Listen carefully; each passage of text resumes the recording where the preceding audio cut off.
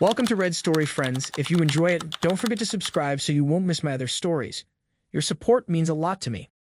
I broke up with my boyfriend on his birthday because he revealed disgusting secrets about himself to me.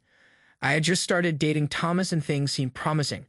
After 7 weeks of dating, he invited me and two of his childhood friends, Alex and Bart, for a 29th birthday celebration weekend at his father's country house in a small French town. His father was going to be around as well, and I was very excited to meet everyone. We arrived at the country house, and after a few hours and lots of drinks, a group of people gathered around a small campfire and started sharing childhood memories. This is where things go wrong. At first, of course, innocent and dumb stories as you would expect, but then Thomas and his friends started sharing really sick stuff.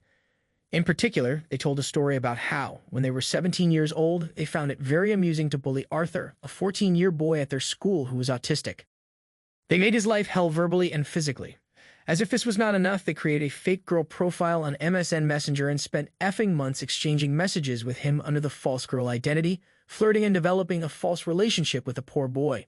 Some people were in on it at school, and it became a big and cruel joke behind Arthur's back.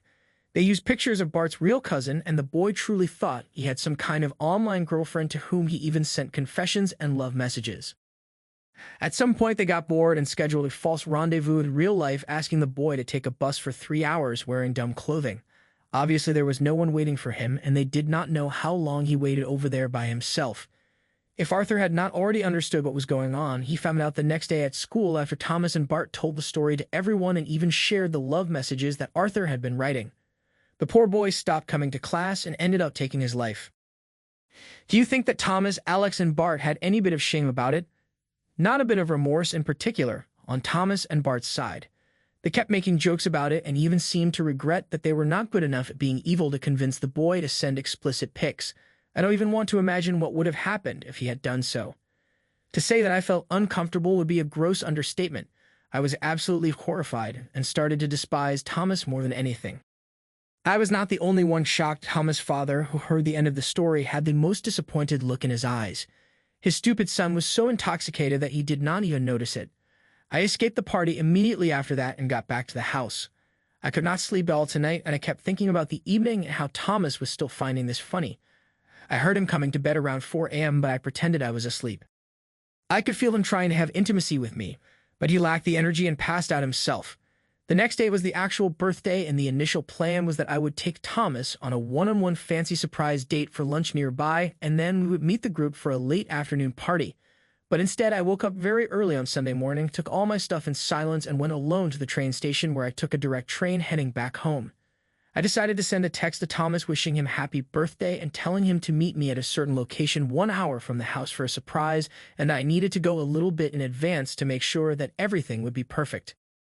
I had picked the location randomly using Google Maps to gain time. Thomas read the text. He responded with excitement that he would follow the instructions religiously. When he arrived there at 12:30, I told him to wait further as there was little delay on something. Then I asked him to meet me at a restaurant which was a 30-minute drive from the initial location. When he arrived at 13:15, I texted him that I was on my way, would arrive in 20 minutes, and that he would understand when he saw me why I made him wait. I also asked him to order some food in the most expensive bottle on the menu. Around 13:30, he started calling me several times and sent a lot of worried texts, and after 45 minutes I responded, "So how does it feel to have people play with your feelings?" Then I stopped responding. I let him call and text the entire afternoon but never responded. At some point, an unknown number called me. It was his friend Alex asking what was going on and that Thomas' birthday was completely ruined because of what I did. I just responded, "This is an extremely small payback for what you did to Arthur. Tell Thomas to stop calling me," and hung up. I blocked them. The following days, a common friend called me to say that my reaction was completely absurd and unfair, that it was not my role to punish someone for actions they did as a teenager, that they were adult ways of saying things, and that I had been completely crazy. Thomas tried to fix things and win me back for a few months afterwards. I never responded to any of his messages. If you really like our videos, then don't forget to like, share, and subscribe. Have a good day.